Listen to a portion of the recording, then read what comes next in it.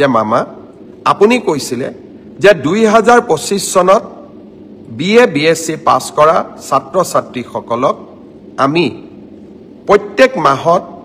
2500 টকাকৈ দিয়াৰ আঁচনি এখন ৰূপায়ণ কৰিম মুখ্যমন্ত্ৰী জীৱন প্ৰেৰণা আঁচনি এই আঁচনিখন কি হ'ল অহা 1 নৱেম্বৰত ইয়াৰ আবেদনৰ পোৰ্টেলটো আমি মুকলি কৰি দিম আপোনালোকে আবেদন কৰিব পাৰিব অৰ্থাৎ যিমান আমি প্ৰতিশ্ৰুতি দুই এদিন আগতে মই কৈছিলো যে 1 নৱেম্বৰৰ পৰা অসমৰ ৰাইজক আমি দালি চেনি আৰু নিমখ কম দামত দিয়া আৰম্ভ কৰিম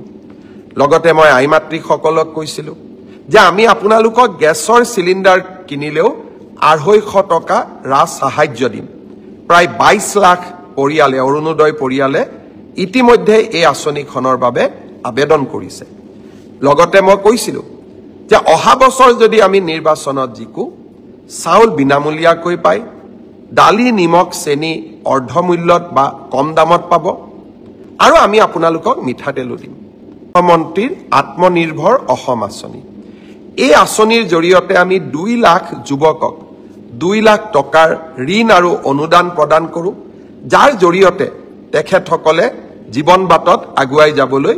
প্ৰেৰণা পায় মই অত্যন্ত আনন্দিত যে এই বছৰৰ ৭৫,০০০ যুৱক যুৱতীৰ নিৰ্বাচনৰ প্ৰক্ৰিয়াটো সম্পূৰ্ণ হৈছে অহা ডিসেম্বৰ মাহত আমি আপোনালোকক মাতি আনি 2 লাখ টকাৰ প্ৰথম কিস্তি 1 লাখ টকা প্ৰদান কৰিম ইয়াৰ সমান্তৰালভাৱে যোৱাবাৰ আমি যি ২৫,০০০ যুৱক যুৱতীক 1 লাখ টকা দিছিলো যোৱা বছৰত তেওঁলোকে যদি এই 1 লাখ টকাটো ভালকৈ ব্যৱহাৰ কৰিছে তেওঁলোকক দ্বিতীয় কিস্তিৰ 1 লাখ টকা দিবলৈও মই আপোনালোকক গুৱাহাটীলৈ আমন্ত্ৰণ জনাম অৰ্থাৎ ৭৫,০০০ আৰু ২৫,০০০ 1 লাখ ল'ৰা ছোৱালীয়ে আত্মসংস্থাপনৰ সুযোগ পাব লগে লগে আৰু 1 লাখ যুৱক যুৱতীক এই আঁচনিত আনিবৰ কাৰণে আমি নতুনকৈ বিজ্ঞাপনো দিয়া আৰম্ভ কৰিম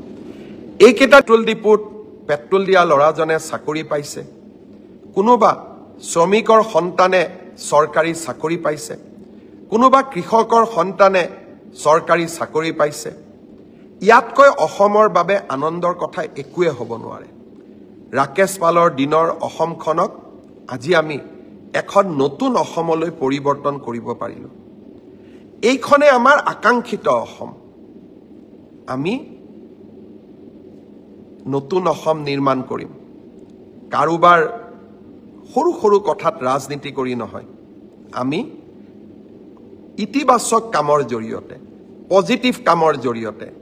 আমি এখন অসমত আমাৰ অসমত আমি এক নতুন পৰিৱেশ সৃষ্টি কৰিব পাৰো চৰকাৰী চাকৰিত আমি অনা স্বচ্ছতা মই ভাবো অসমৰ সমাজ জীৱনলৈ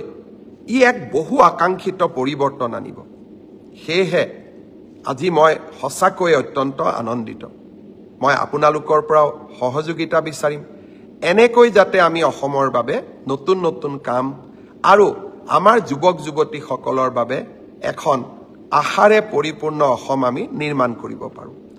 নিবনুৱা যুৱক যুৱতীক কৰ্মসংস্থাপন দিয়া মুখ্যমন্ত্ৰীৰ আত্মনিৰ্ভৰ অসম আঁচনি এই আঁচনিৰ জৰিয়তে আমি 2 লাখ যুৱকক 2 লাখ টকাৰ ঋণ আৰু অনুদান প্ৰদান কৰোঁ যাৰ জৰিয়তে তেখেতসকলে জীৱন বাটত আগুৱাই যাবলৈ প্ৰেৰণা পায় মই অত্যন্ত আনন্দিত যে এই বছৰৰ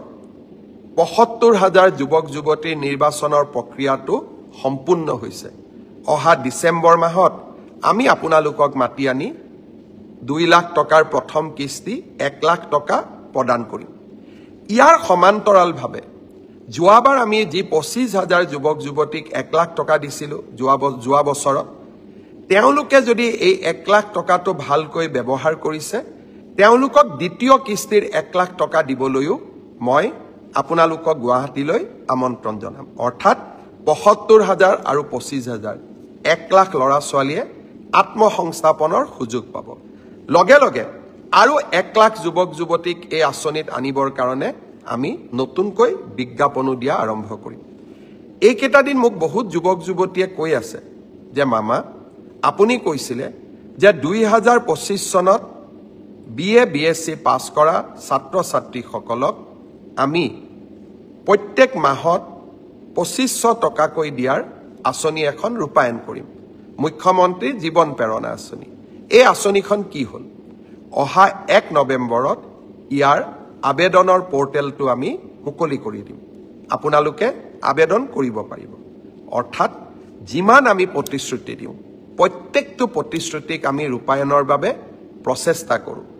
অৰুণোদয় হওক মহিলা উদ্যমিতাই হওক অসমৰ লাখ লাখ দৰিদ্ৰ পৰিয়ালৰ মুখলৈ আমি আজি হাঁহি বিৰিঙাইছোঁ